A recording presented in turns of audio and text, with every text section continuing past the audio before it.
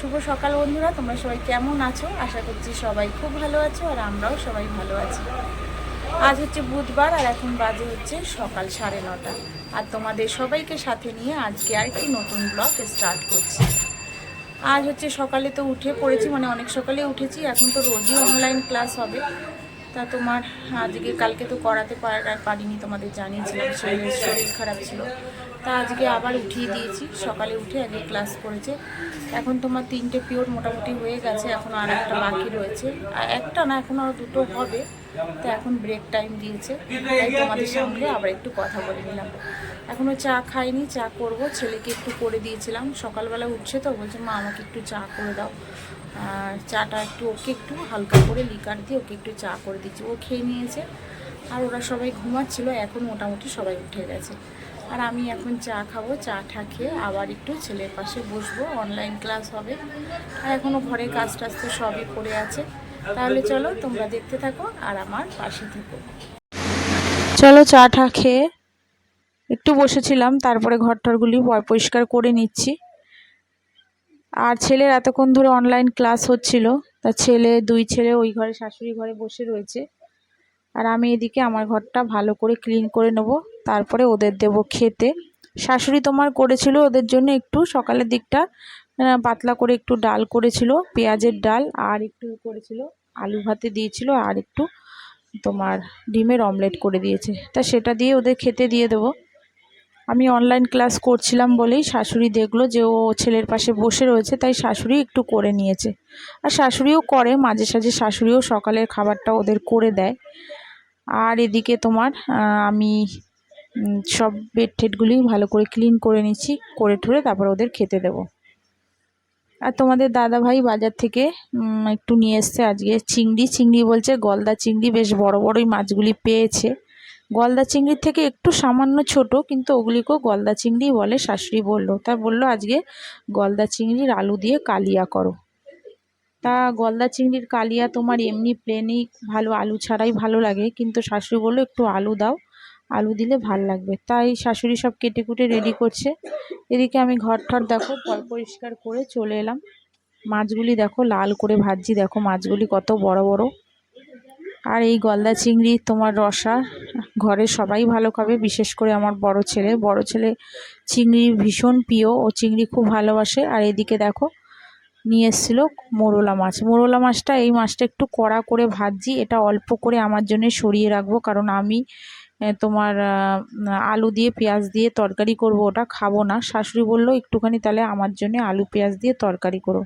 তোমাদের দাদা ভাই আর শাশুড়িকে আলাদা করে আলু পেঁয়াজ দিয়ে তরকারি করে দেবো, আর আমার জন্য সামান্য একটু তুলে রেখেছি, আমি ওটা ভেজে একটু পেঁয়াজ টিয়াজ দিয়ে মেখে খাবো। এদিকে দেখো আলুগুলি কাটা হয়ে গেছে আর মাছগুলিও ভাজা হয়ে গেছে।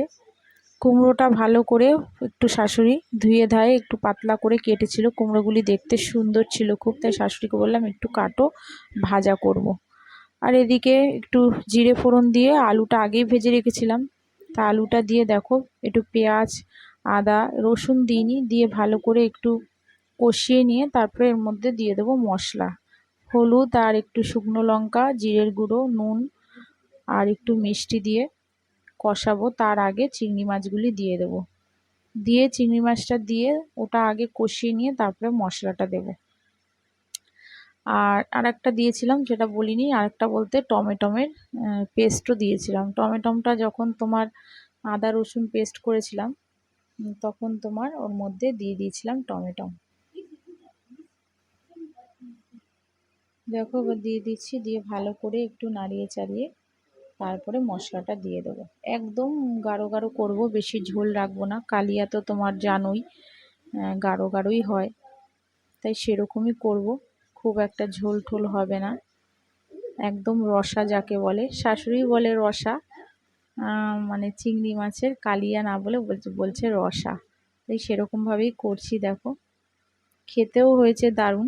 তোমাদের দাদা ভাই বড় ছেলে খেয়ে বলছে মা খুব সুন্দর হয়েছে, অনেকটা কাঁকড়ার ঝোলের মতন হয়েছে। কাঁকড়াটাও আমার বড় ছেলে ছোট ছেলে খুব ভালো খায়, তাই ওরকমই ঝোলটা অনেকটা হয়েছিল। আর ওদিকে মোরলা মাছের তরকারিটাও তোমার বসিয়ে দিয়েছি, একটু তোমার কালো জিরে ফোড়ন দিয়ে আলু আর পেঁয়াজটা ভালো করে ভেজে যেমন করি, এর আগেও তোমরা দেখেছো আমি চুনো মাছ কীভাবে করি, চুনো মাছ না সরি মোরলা মাছ কীভাবে করি, তো সেইভাবেই করেছিলাম। দেখো এবার ঢেকে দেবো। আর এদিকে দেখো মোরলা মাছটা ভালো করে একটু পেঁয়াজ আর একটা শুকনো লঙ্কা আর একটু তেল দিয়ে ভালো করে দেখো মেখে নিয়েছি। আর খাওয়ার সময় দুপুরে যখন খেতে দিয়েছিলাম বড় ছেলেকে, বড় ছেলে যেন তরকারি করলে খাবে না, কিন্তু এরকম করে যদি মাখি তাহলে ভীষণ ভালো খাবে, তাই ওকেও একটু দিয়েছিলাম। আর ছোট ছেলে খায়নি। আর এদিকে দেখো ছোট ছেলে আবার একটু আন্টির পড়াগুলি বসে বসে দেখছে। আর এদিকে আমার জামা কাপড়গুলি সব নিয়ে এসে রেখেছি, এগুলি পরে যেগুলি কেচেছিলাম সেগুলি তোমার এনে রেখেছি, এগুলি আবার ভাঁজ করব। আর কিছু তোমার কাঁচা ছিল সেগুলি আবার কাচতে চলে এলাম। এগুলি কেচে ঠেচে আগে সকালের দিকটা কিছু কেচেছিলাম বলে বেশি কাঁচা ছিল না, অল্প, তাই সেগুলি তোমাদের সঙ্গে শেয়ার করছি। এগুলি কেচে ঠেচে এবারে তোমার এগুলি মেলে দেব, মেলে ঠেলে তারপরে ওদের খেতে ঠেতে দেব। তোমাদের দাদাভাইকে খেতে দিয়ে দিয়েছে শাশুড়ি, আর এদিকে ছেলেদের খেতে দেব। তাই এগুলি তোমার মেলে ঠেলে তারপরে ওদেরকে খেতে দেবো। দেখো কত রোদ, এই সময় তো আরও রৌদ্র ওঠে, মানে ঘরে টেকা যায় না। সব সময় এই সময়টা দরজা দেওয়াই থাকে, দরজা বেশি খুলি না। চলে এলাম দেখো ওদের খেতে দিতে, কি কি করেছি সেগুলি দেখাচ্ছি। দেখো ডাল, আর ওদিকে দেখো মাছটা কি সুন্দর, আর এদিকে ভাত দেখো পুরো গায়ে গায়ে মাখা হয়েছে। রান্না চা করে নিয়ে চলে এলাম, বিস্কুট দেখো নিয়েছি। আর ছোটো ছেলে বসেছে পড়তে, বড়ো ছেলে ঠাকুমার ঘরে গেছে। আগে তিনজনেই ঘুমিয়ে পড়েছিলাম, এখন রোজই তোমার সকালে ওঠা হচ্ছে, যার জন্য তোমার বিছানায় মানে কাজ টাজ সারা করে যেই বিছানায় এসে শুচ্ছি ব্যাস ঘুমিয়ে পড়ছি। ছোটো ছেলেও ঘুমিয়ে পড়ছে, কারণ ওকেও তো সকালে উঠতে হচ্ছে। এক সময় হয়তো বলছে না ঘুমবো না, আমি টিভি দেখবো, কিন্তু টিভি দেখলে কী করে বলো তো, ঠিক 6টা সাড়ে 6টার দিকে ব্যাস ঘুম ঘুম চলে আসে।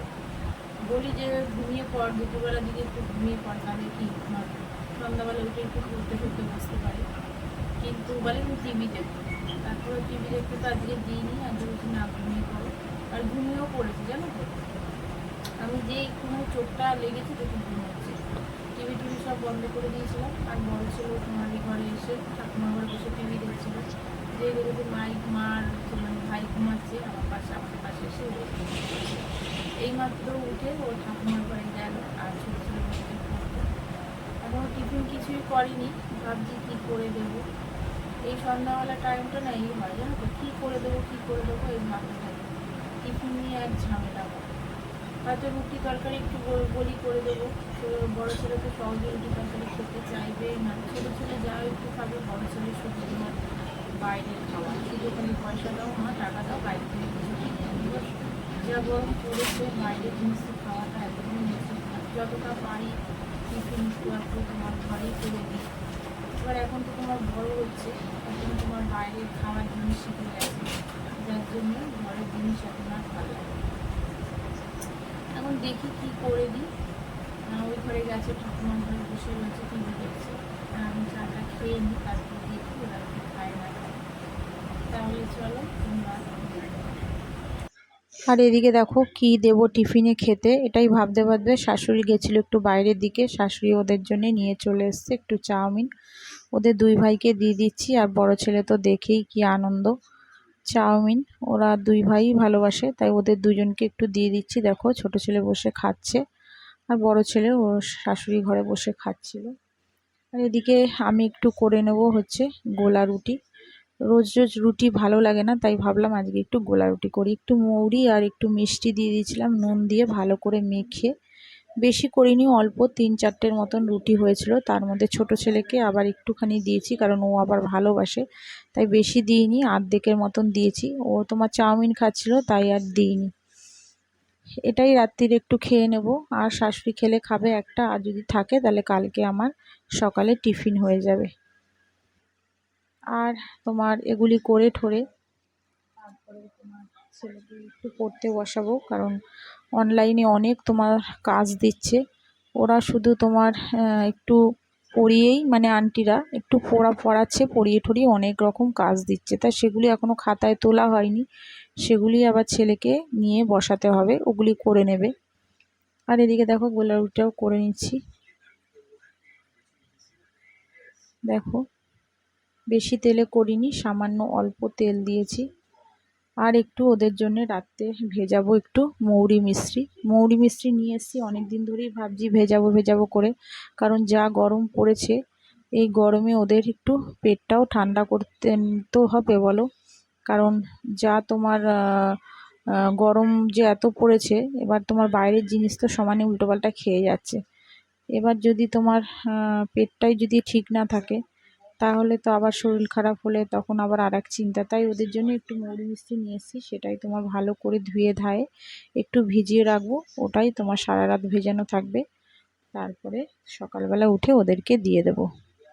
দেখো রুটিগুলিও হয়ে গেছে, তোমাদের সেটাই শেয়ার করছি। আর মৌরি মিষ্টিটা ভালো করে ভিজিয়ে রেখে দেবো, ওরা সকালবেলা উঠে খেয়ে নেবে। তাহলে চলো আজকের মতন এখানেই ব্লগটা শেষ করছি। তোমরা সবাই ভালো থেকো, সুস্থ থেকো। আর যদি তোমাদের আমার ব্লগটা ভালো লেগে থাকে, প্লিজ তাহলে তোমরা একটুখানি সাবস্ক্রাইব করে আমার পাশে থেকো, আমার সাথে থেকো। আর যেসব বন্ধুরা আমাকে আগে থেকেই সাবস্ক্রাইব করে রেখেছো, তাদেরকে তো অসংখ্য ধন্যবাদ আর অনেক অনেক ভালোবাসা। দেখো এগুলো একটু ধুয়ে নিয়ে তারপরে ভিজিয়ে দেবো মৌরি মিষ্টিটা। আর বাসন যে কটা ছিল সেগুলি তোমার মেজে নিলাম।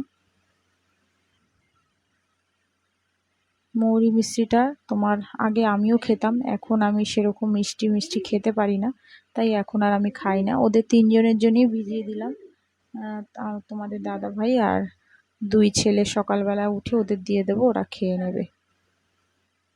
আর এই জিনিসটা খাওয়াটাও অনেকটাই উপকারী, মৌরি মিষ্টির জল পেট ঠান্ডা রাখে।